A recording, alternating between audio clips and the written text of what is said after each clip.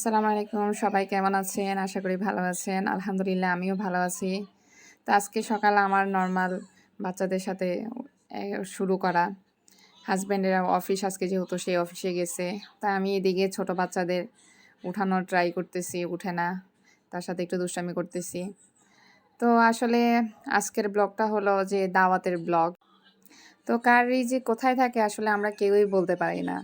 হঠাৎ সকালে বড় বোনের ফোন আসছে, সে ডাক্তার দেখাতে আসবে। আমি যেহেতু মিরপুরে থাকি, তো আমার বাসার পাশে ডেল্টা হসপিটাল, তো সেখানে সে ডাক্তার দেখাইতে আসবে। তো আমি বলতেছি তাহলে তো যাক ভালোই, তো ডাক্তার দেখাতে এসে আমার এখানেও এসে ঘুরে যাও, আমার বাসায় এসো। তো সে বলতেছে যে না, মনে হয় না আসা হবে, যদি ডাক্তার দেখাইতে দেরি হয় তো আসতে পারি, আর যদি তাড়াতাড়ি হয়ে যায় আসবো না, বাসায় চলে যাব, যেহেতু বাচ্চাদের রেখে আসবো। তো এইদিকে ওর আসার খবর শুনে তাড়াতাড়ি ফ্রিজে আছে তা নামাই আমি বুয়াকে কাটাকুটার জন্য বসাই দিছি। মশলা এখানে আমি রেডি করতেছি, কারণ আমার 2 দিন বুয়া আসে না, ভাগ্যিস ও আর কিভাবে জানে টাইম মিলে গেছে, বুয়াও আজকে চলে আসছে। তো তাড়াতাড়ি এদিকে আমি ঘরটর গোছাইতেছি। তো যাই হোক, যেটা বলতে নিয়েছিলাম, আমি বোন আমি বাসার কাছে থাকতে তুমি আমার বাসার সামনে ডাক্তার দেখাবা, বাচ্চাদেরকে বাসায় রেখে আসবা, আমার বাসায় আসবা না, এটা কি হয় নাকি? তারপরে যাই হোক বলে তোমার দুলাভাই আসতে চায় না। আমি না, আমি এত কিছু বুঝি না, দুলাভাইকে ম্যানেজ করো। তো দুলাভাইকে সাথে কথা বললাম, ও বলে টলে ম্যানেজ করে তারপর রাজি হয়েছে যে আচ্ছা ঠিক আছে আসবো। তো এইদিকে দেরি না করে তাড়াতাড়ি আমি রান্নার প্রিপারেশন নিতেছি, কি আছে না আছে এগুলো সব ঠিকঠাক করে রান্না বসাই দিব। তো আমার বড় বোন আসতেছে প্রায় 3 বছর পর, 2021 সালে আসছিল, এরপর আর সে আসে নাই, কারণ লং টাইম আর আসা হয় নাই। তার মায়ের বাসায় আমরা একসাথেই হই, আমার বড় বোন আমি। তো ও যেহেতু শনি একরায় থাকে, তো এদিকে আসতে ওর জন্য অনেক কষ্ট হয়ে যায় বাচ্চাদের জন্য। ওর বড় বাচ্চা আবার, ওর বড় মেয়েটা আবার বাসে উঠলে বা সিএনজি এগুলাতে ট্রাভেল করতে পারে না, ও বমি করে। তো ওর জন্য করে ওরা এদিকে আসে না। অনেকবারই বলি যে আসো আসো আমার বাসায়, এখানে আসো, এখানে চিড়িয়াখানাও কাছে আছে, তোমাদের জন্য সুবিধা হবে। তো ওরা এই জার্নি বয়ে ওরা এদিকেও আসে না। তো বললাম বললাম না, আল্লাহ যদি চায় তো আর কি হয়। তো কিভাবে কিভাবে ভাগ্য আল্লাহ তাআলা তাদেরকে এখানে আনছে, এক উসিলায়, ডাক্তারের উসিলায়। তো এইদিকে আমি গরুর মাংসের সব মশলা দিয়ে রান্নাটা বসাই দিতেছি। তাড়াহুড়া করে, যেহেতু মাংসটা হইতে দেরি হয়, এই জন্য আগে আগে তাড়াতাড়ি গরুর মাংসটা বসাই দিতেছি। তো এইদিকে আমার শাশুড়িও আজকে আবার রোজা রাখছে, বৃহস্পতিবার যেহেতু সেও রোজা। তো সব কাজ আমারই কম বেশি একাই করা লাগছে, ধরতে গেলে সব কাজই। তো সে ফাঁকে ফুঁকে এসে দেখে গেছে। আর এদিকে আমি রোস্টের জন্য চিকেনগুলাকে হালকা লবণ, আদা, রসুন এগুলা আমি সামান্য একটু মরিচের গুঁড়া দিয়ে ম্যারিনেট করে রাখছি, পরে এগুলা ফ্রাই করব।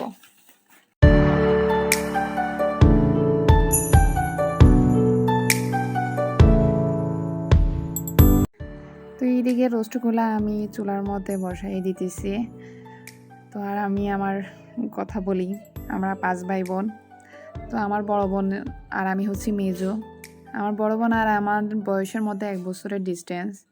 আমরা 2 বোনই দেখা গেছে যে স্কুল কলেজ সেম একসাথেই পড়াশোনা করছি, সেম ক্লাসে। আমরা বোন কম, বান্ধবী বেশি। আমাদের মধ্যে এমন কিছু নাই যে আমরা জানি না।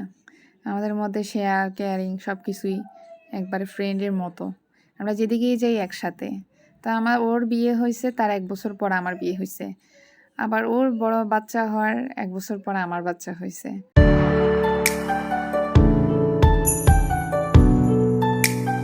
এইদিকে এই শাহি রোস্টের মশলাটা আমি মানে রোস্টের মধ্যে ব্যবহার করি, বিরিয়ানিতেও করা হয়।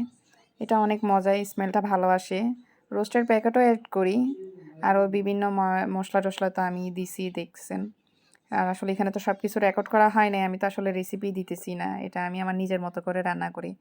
প্রত্যেকে তার নিজস্ব ওয়েতে রান্না করে, আসলে এটা নতুন করে বলার কিছু নাই। মাংসগুলা কষানোর পরে এখানে আমি দুধ অ্যাড করব, আর লাস্টে দিয়ে কেওড়া জল আর ঘি অ্যাড করে দিব। আর এখানে গরুর মাংস আমি আলু দিয়ে কষায় নিতেছি, পানি দিয়ে দিব। আর এইদিকে আমার পোলাওটাও আমি ধুয়ে রেডি করে রাখছি। মানে সব তাড়াহুড়ার মধ্যে এক হাতে করলে যা হয়। তো এখানে আমার রান্নাও হয়ে গেছে কমপ্লিট কম বেশি। গরুর মাংস এখানে চুলার মধ্যে বসানো হইতেছে। এখানে ডিম আর মাছ ভাজি করবো, এই মানে ইনস্ট্যান্ট দাঁড়ার উপর দাওয়াত হলে যা হয় আর কি।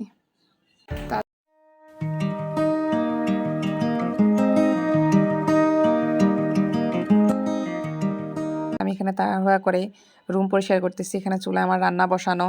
এক হাতে রান্না করতেছি, এক হাতে এখানে এসে রুম পরিষ্কার করতেছি, ক্লিন করতেছি, যাতে মেহমান আসলে ঘর দেখতে ভালো লাগে।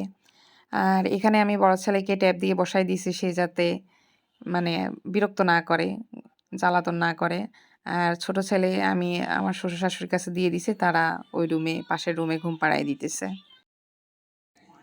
তো এদিকে আমার ছোট ছেলে ঘুম থেকে উঠে গেছে, তো দেখতেই পারতেছেন। তো এখন আর এখন আমার কাছে চলে আসবে।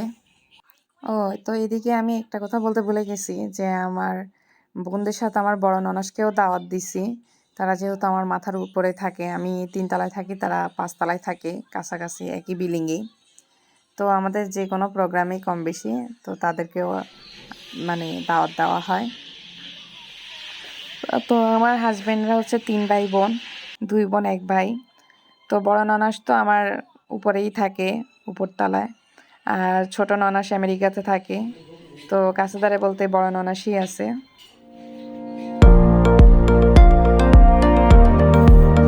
তো এইদিকে আমার বোনের আসার দেরি হবে বলে আমি আমার বাইগনা, আমার শ্বশুর এদেরকে বলছি যে আপনারা এসে বসেন, বসে খেয়ে যান, ওরা আসতে ওদের লেট হবে। তো এইদিকে আমার বোন, আমার ভাগ্নি, আমার দুলাভাই এরা সেফলি বাসায় আসতে পারছে আলহামদুলিল্লাহ। কিন্তু রাস্তায় প্রচুর জ্যাম ছিল, ওরাও জানতো না, আমরাও জানতাম না যে ওই দিন রাস্তায় অবরোধ ছিল। যাই হোক, কি আর করার, এখন আসছে, নাইলে ওরা ব্যাক করতো। আমার বলা বলি, আমার প্রেশারের কারণে, আমি দাওয়াতের জন্য যে প্রেশার দিছি এই জন্যই ওরা আসতে বাধ্য হয়েছে, ওদের অনেক কষ্ট হয়ে গেছে আসতে।